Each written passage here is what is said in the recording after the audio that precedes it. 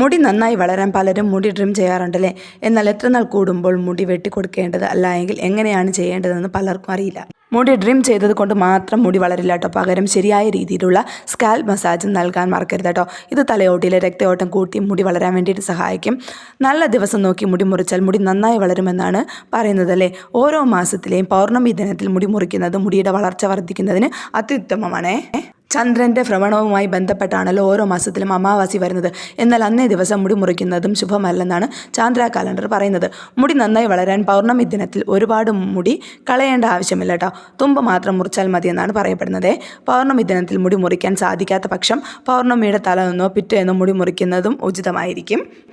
ഭൂമിയിൽ ചന്ദ്രൻ്റെ സാമീപ്യമുള്ളപ്പോൾ മുടി മുറിക്കുന്നത് കരുത്തോടെയും ഭംഗിയായും വേഗത്തിലും മുടി വളരാൻ വേണ്ടിയിട്ട് സഹായിക്കുമെന്നാണ് പറയപ്പെടുന്നത്.